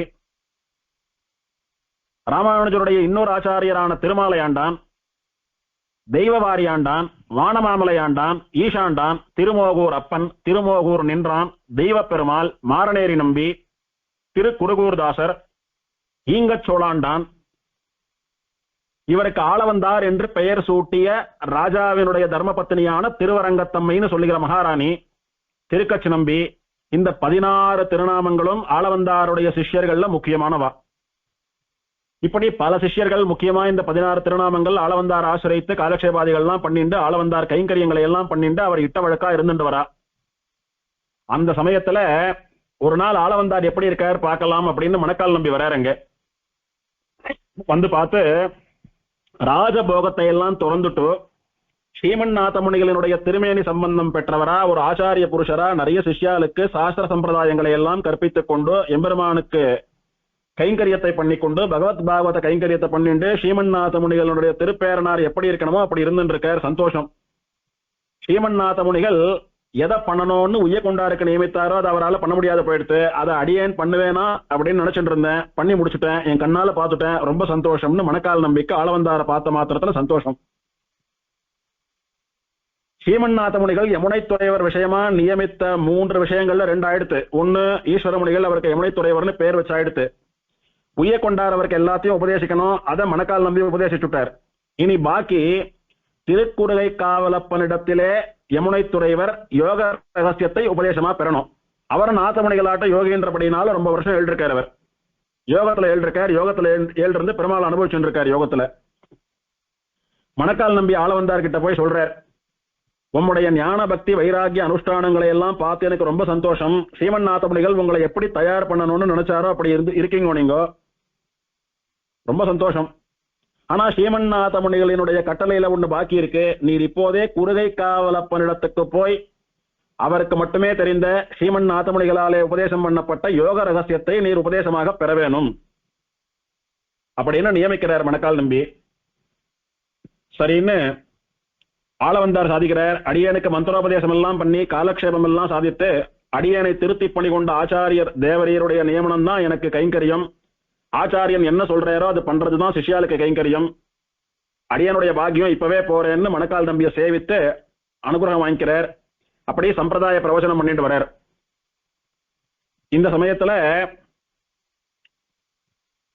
மணக்கால் நம்பிகள் திருவடிகள்ல ஆசிரியித்த ஆளவந்தாருடைய 4 திருக்குமாரர்களில் ஒருவரான திருவரங்க பெருமாள்னு சொல்லக்கூடியவர் ஆளவந்தார் திருவடிகளிலும் திருத்தகப்பனாருக்கு திருத்தகப்பனார், மணக்கால் நம்பியினுடைய பிரதான சிஷ்யர், அதனால ஆச்சாரிய ஸ்தானத்தில் இருக்கிறவர் அப்படின்னு திருத்தகப்பனார் ஆச்சாரியர்னு சொல்லக்கூடிய 2 ஸ்தானத்திலும் இருக்கிறவரான அப்படின்னால இவர் மேல ரொம்ப பயபக்தியோடு கூட ஆளவந்தார் காலக்ஷேபத்துல சாதிக்கிற விசேஷங்களை எல்லாம் கூட மனசுல அனுபவிச்சுண்டு ஆளவந்தார் நிறைய திவ்ய பிரபந்த அர்த்தங்களை எல்லாம் காலக்ஷேபமா உருகி உருகி சாதிப்பார். அதையெல்லாம் மனசுல அப்படி தேக்கி வச்சுண்டு திவ்ய பிரபந்தத்துல ஆழங்கால் பட்டு அனுபவிச்சுட்டு இருக்காரு இந்த திருவரங்க பெருமாள்னு சொல்லக்கூடிய ஆளவந்தாரர்களுடைய குமாரர்கள்ல ஒருத்தர். எப்போதும் ஆளவந்தார் சொல்லக்கூடிய திவ்ய பிரபந்த அர்த்தங்களை மற்றவாளுக்கு சொல்லிண்டு அதை அனுபவிச்சுண்டு எப்போதும் ஆழ்வார் பாசுரங்களை பாடிண்டு ஒரு ஆழ்வார் ஆட்டமாவே பெருமாள் பேர்ல பக்தி பண்ணிட்டு பெரிய பெருமாள் அனுபவிச்சுட்டு இருக்காரு. இதை பார்த்து எல்லோரும் இவருக்கு திருவரங்க பெருமாள் என்று பெயர் சூட்டியதை விட ஆளவந்தார் சாதிக்கிற அர்த்த விசேஷங்களிலே ஆழ்வார் பாசுரங்களை கொண்டு ஆழ்வரானபடியினாலே ஆளவந்தார் ஆழ்வார்னு பெயர் சூட்டினா நன்னா இருக்கும் அப்படின்னு சொல்லி எல்லோரும் அவர் ஆளவந்தார் ஆழ்வார் அப்படின்னு கூப்பிட ஆரம்பித்தார். ஆளவந்தாருக்கு இந்த விஷயம் தெரிய வந்தது. அது என்ன விசேஷமா திருவரங்க பெருமாளை ஆளவந்தார் ஆழ்வார்னு சொல்றீங்கன்னு கேட்டார். அவருக்கு திவ்ய பிரபந்தத்திலே இருக்கக்கூடிய ஆழ்வார்களை போன்ற பிராவண்யம், தேவரீர் சாதிக்கக்கூடிய அர்த்த விசேஷங்களை எல்லாம் அவர் மனசுல தேக்கி வச்சுட்டு மற்றவாளுக்கு சொல்லக்கூடிய விதம் இதையெல்லாம் பார்த்துதான் அப்படி கொண்டாடுறோம் அப்படின்னு மற்றவா சொல்லவே ஆளவந்தார் எங்கே என் முன்னால் அதெல்லாம் நடத்தி காட்டுன்னு சொல்லவே விசேஷமா திவ்ய பிரபந்த பாசுரங்களை இயலாகவும் இசையாகவும் பாடுகிறார் திருவரங்க பெருமாள் என்கிற ஆளவந்தார் ஆழ்வார். அதை பார்த்து ஆளவந்தார் சொல்றார், ஸ்ரீமன்னாதமுனிகள் இந்த மாதிரி தான் மேலையகத்தாழ்வானையும் கீழையகத்தாழ்வானையும் நியமித்து திவ்ய பிரபந்தங்களை இயல் இசையோடு கூட பாடக்கூடியதான கைங்கரியத்தை நடத்திவித்தார். அந்த ஒரு அனுபவம் ஒண்ணு பார்த்தா இப்ப எனக்கு ஏற்படுறது. அதனால பெரிய பெருமாளான ஸ்ரீரங்கநாதனுக்கு நீரே இனி அரையராக இருந்து இயல் இசையாலே திவ்ய பிரபந்தங்களை பாடி எம்பெருமானை மகிழ்விப்பாயாக அப்படின்னு அவருக்கு திருவரங்க பெருமாள் அரையர் என்று திருநாமம் சாத்தி அரையர் சேவையை உபக்கிரமித்து வைத்தார் ஆளவந்தார். மணக்கால் நம்பி இதையும் பார்த்து சந்தோஷப்பட்டார். ஸ்ரீமன்னாதமுனிகள் உய்ய கொண்டாடிவாள்லாம் எப்படி பார்த்து பார்த்து ஒரு ஏற்பாடா பண்ணுவாலோ அந்த மாதிரி நீர் பண்ணிட்டு இருக்கீர், எனக்கு ரொம்ப சந்தோஷம். ஏதோ ஆழ்வார் பாசுரத்தை கொண்டு அவர் ஒருத்தர் அனுபவிச்சுட்டு போறாருன்னு இல்லாம அந்த அனுபவத்தை பெருமாளுக்கும் மற்றவாளுக்கும் தரணுன்றதுக்காக அவர் அரையராக்கி பெருமாள் முன்னால திவ்ய பிரபந்த பாசுரங்களை இசையோட கூட சேவிக்கும்படியா பண்ணி வைத்திருக்கிறீர், வசந்த ஏற்பாடு. இந்த மாதிரி ஒரு ஆச்சாரிய சார்வபௌமரார் நீர் வரவேணும் அப்படின்னு தான் ஆளவந்தார் அப்படி வரவேணும்ன்றதான் ஸ்ரீமன்னாதமுனிகளுடையதான திருவுள்ளம். அது நிறைவேறிண்டே வர்றது ரொம்ப சந்தோஷம். எனக்கும் வயசாயிண்டே போறது, எனக்கும் கடைசி காலம் நெருங்கிறது.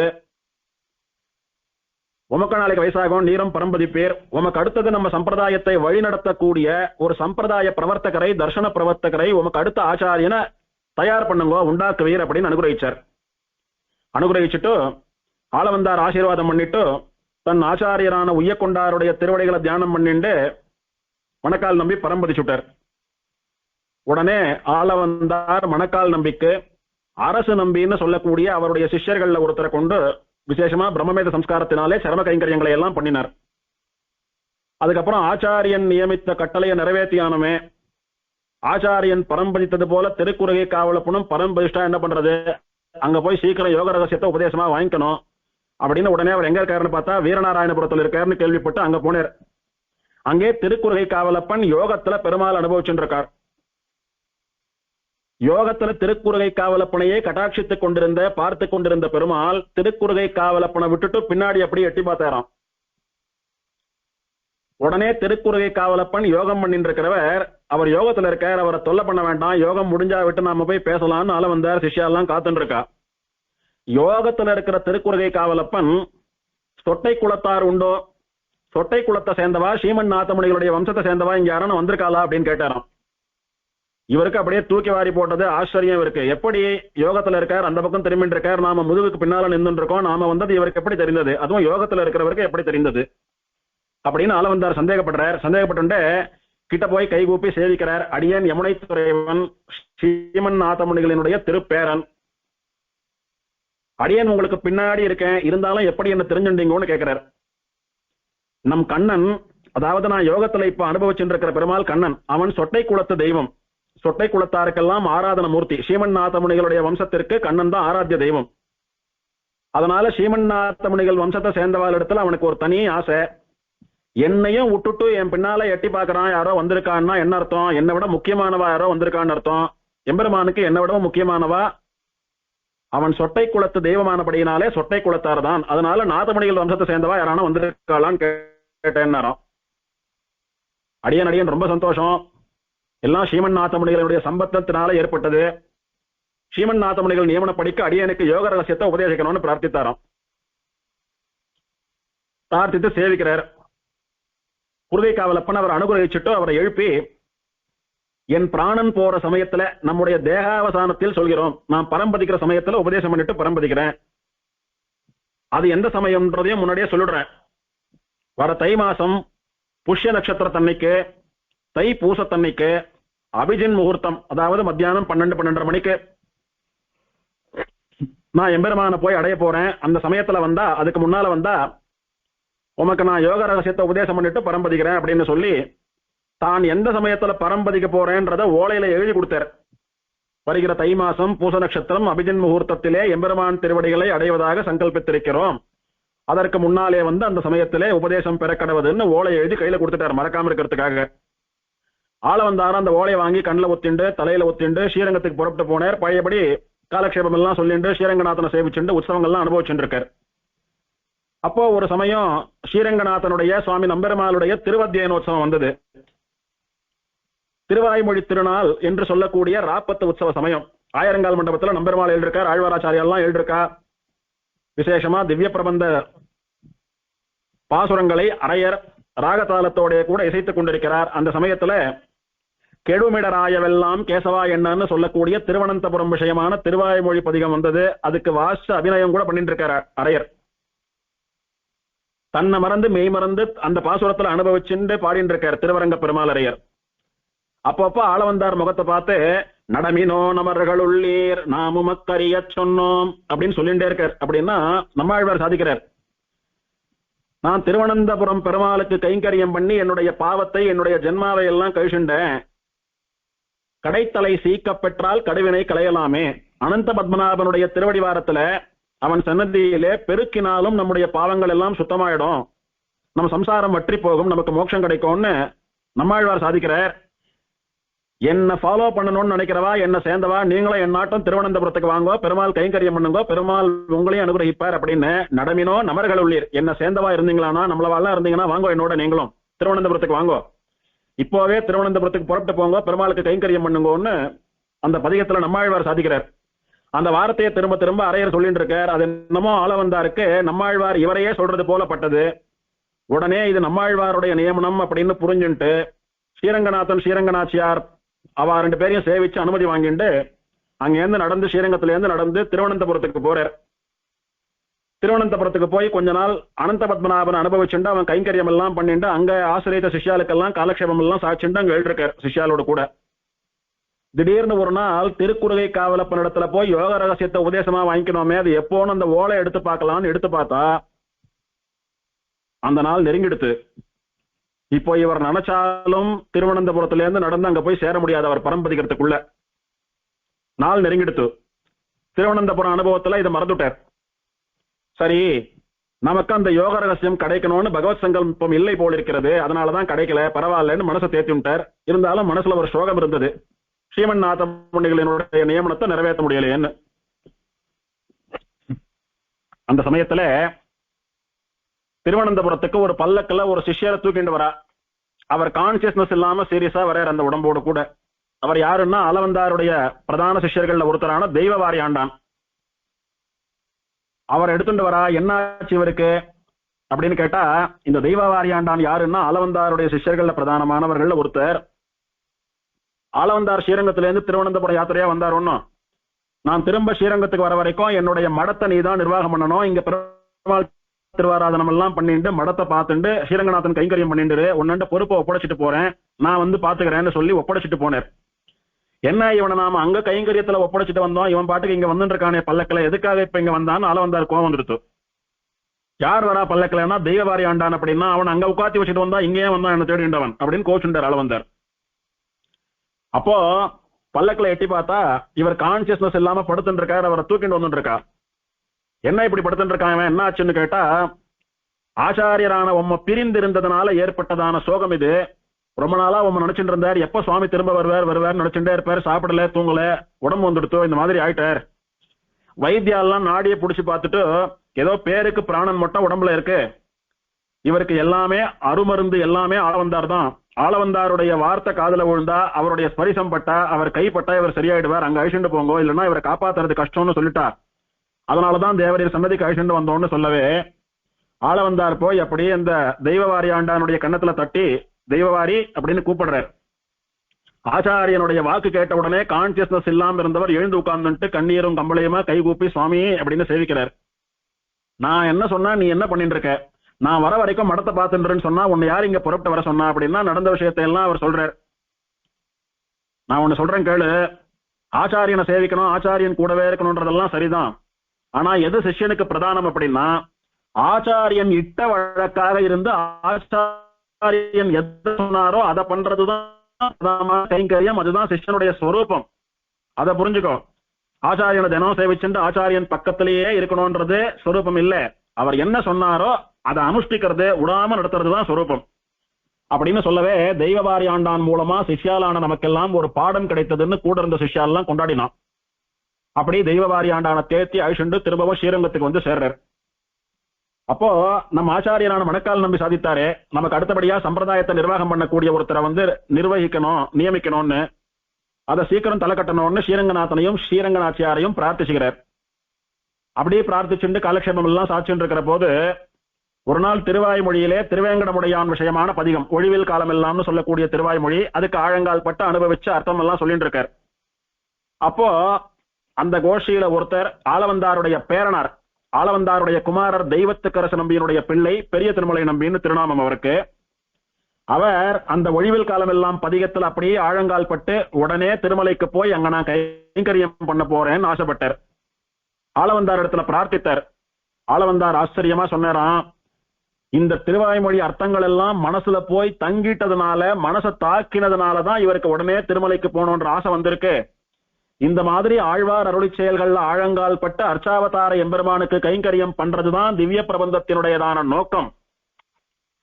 இவர் மூலமாக தான் நம்முடைய சம்பிரதாயம் தழைக்க போகிறது.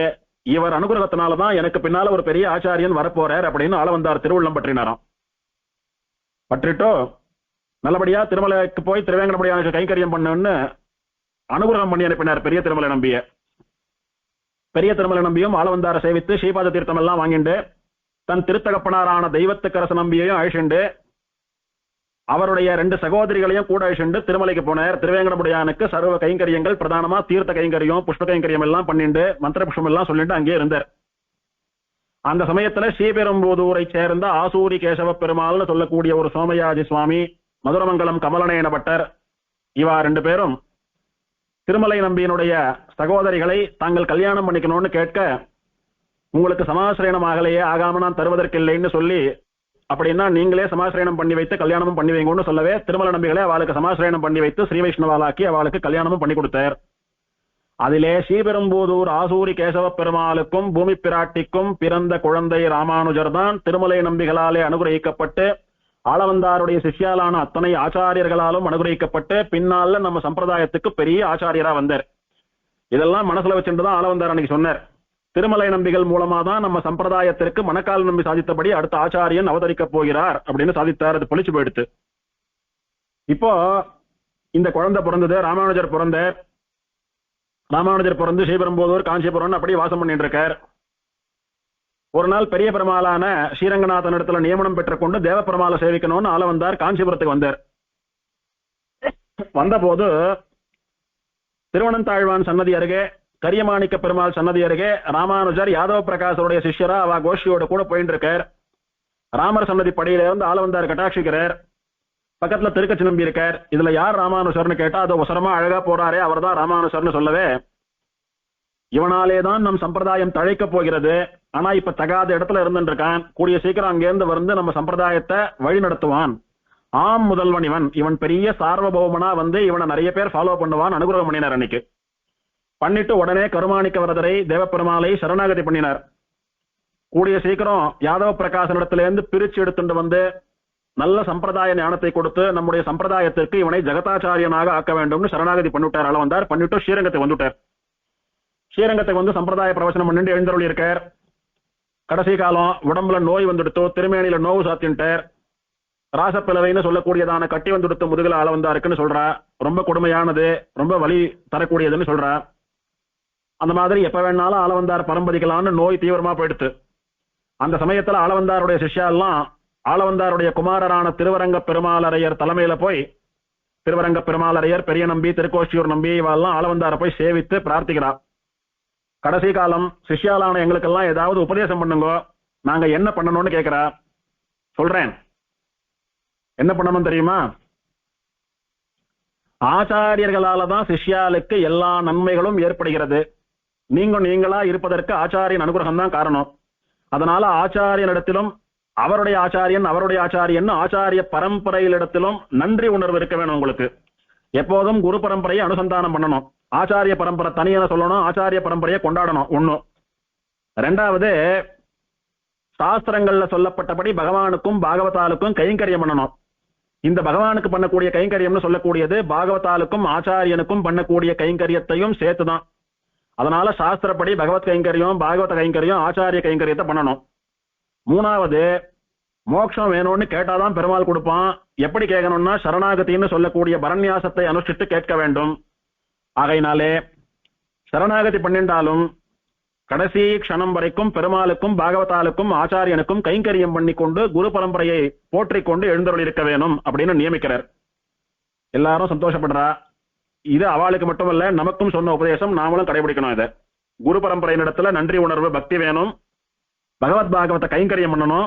மோட்சம் வேணும்னா பரநியாசம் பண்ணிக்கணும். இப்போ ராமானுஜரை பார்க்கணும் போல இருக்கு, அவரை போய் அழிச்சுண்டு வாங்கன்னு சொல்லி பெரிய நம்பியை காஞ்சிபுரத்துக்கு அனுப்புறார் ஆளவந்தார். பெரிய நம்பியும் காஞ்சிபுரத்துக்கு போறார். அப்போ ஆளவந்தார் சாலக்கண்ணற்ற தீர்த்தத்தை எடுத்துட்டு வந்து பெருமாளுக்கு சமர்ப்பிச்சுட்டு இருக்கார். அந்த வழியில நின்றுண்டு ஆளவந்தாருடைய ஸ்தோத்திர ரத்னம், சதுஸ்லோகி எல்லாம் பாடிட்டு இருக்கார் பெரிய நம்பி. இது அர்த்தத்தை புரிஞ்சுட்ட ராமானுஜர், இது யார் எழுதினா, அந்த மகானை நான் சேவிக்கணுமே அப்படின்னு கேட்கிறார். இப்போவே என்னோட வந்தா அந்த மகானை நான் சேவை பண்ணி வைக்கிறேன், வா போலான்னு கூப்பிடுறார் பெரிய நம்பி. உடனே இவர் அந்த கைங்கரியத்தை முடிச்சுட்டு பெருமாள் தாயாரை சேவிச்சுட்டு ஸ்ரீரங்கத்துக்கு போறார். போன இடத்துல ஆளவந்தாருக்கு உடம்பு ரொம்ப ஜாஸ்தியாகி பரம்பதிக்கிறதான கடைசி க்ஷணம் வந்துடுத்து.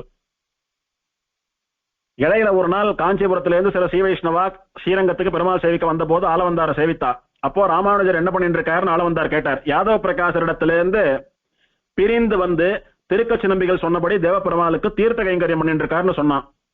நான் அன்னைக்கு பண்ணின சரணாகத்தியை வரதன் சபலமாக்கிட்டான். கூடிய சீக்கிரம் யாதவ பிரகாசரிடத்திலிருந்து பிரிக்கணும்னு பார்த்தேன், வந்துட்டான். நம்ம சம்பிரதாயத்துக்கு வந்து கைங்கரியம் பண்ணிட்டு இருக்கான். இனி அவன் ஜெகதாச்சாரியனாவது ரொம்ப சீக்கிரம் நடந்துரும்னு சந்தோஷப்பட்டார் ஆளவந்தார். அதுக்கப்புறம் தான் பெரிய நம்பியை போய் ராமானுஜர் அழிச்சுண்டுவான்னு காஞ்சிபுரத்துக்கு அனுப்பினார். பெரிய நம்பியும் ராமானுஜரும் ஆளவந்தார சேவிக்கணும்னு காஞ்சிபுரத்துல இருந்து ஸ்ரீரங்கத்துக்கு போறா. அங்க போனா கொள்ளிடக்கரையிலே பெரிய கூட்டம். என்னன்னு பார்த்தா ஆளவந்தார் பரம்பதிக்கிறார். ஆளவந்தார் பரம்பதிக்கிற கடைசி நாள் அன்னைக்கு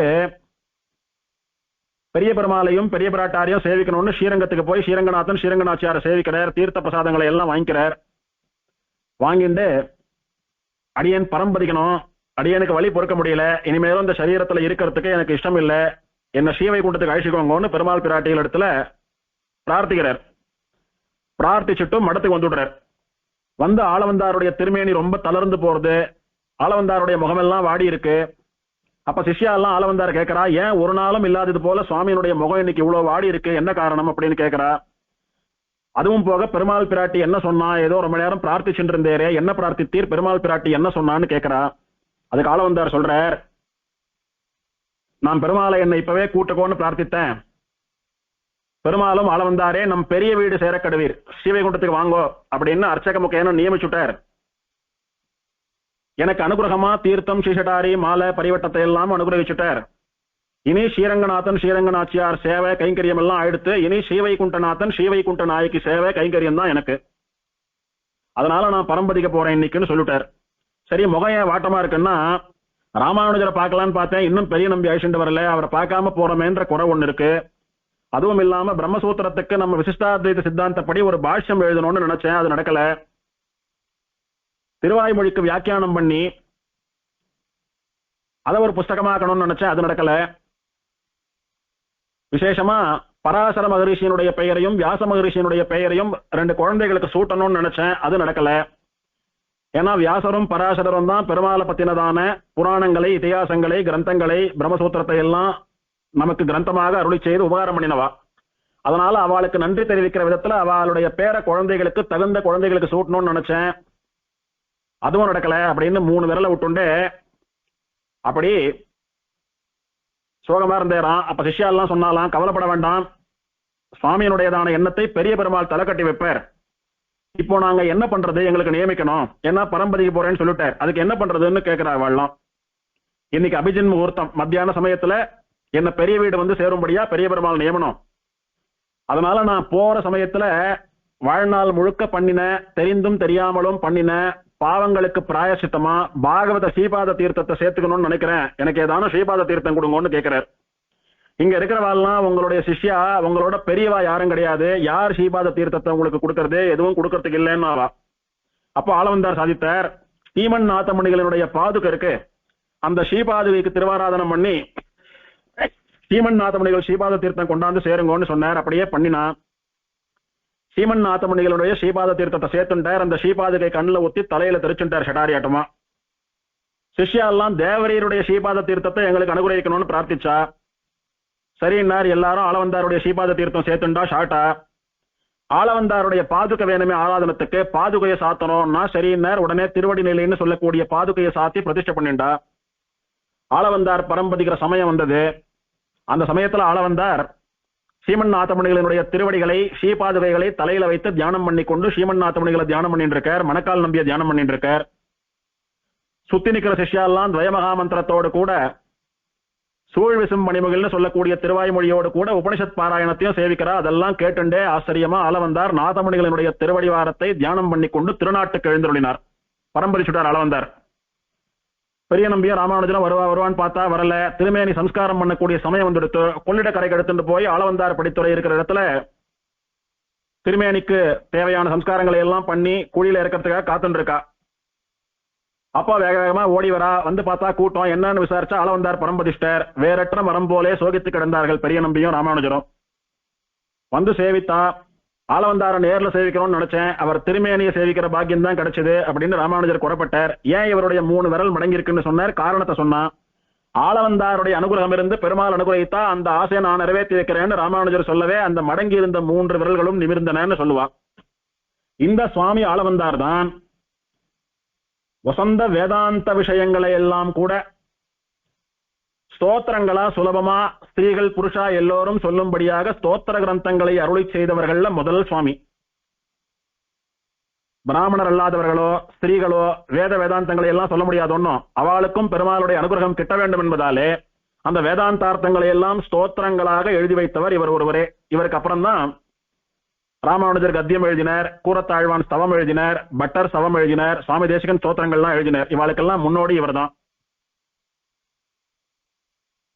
விசேஷமா திரையந்தார்த்தம் வேதாந்தங்களினுடைய அர்த்த விசேஷங்களை எல்லாம் ஸ்தோத்திரமாக ஆக்கி வைத்தார். சாதயன்னிக சர்வேஷாம் திரையந்தார்த்தம் சுதுர்கிரகம் ஸ்தோத்திரயாமாச யோகீந்திரஹா தம்பந்தே யாமுனாஹ்வயம்.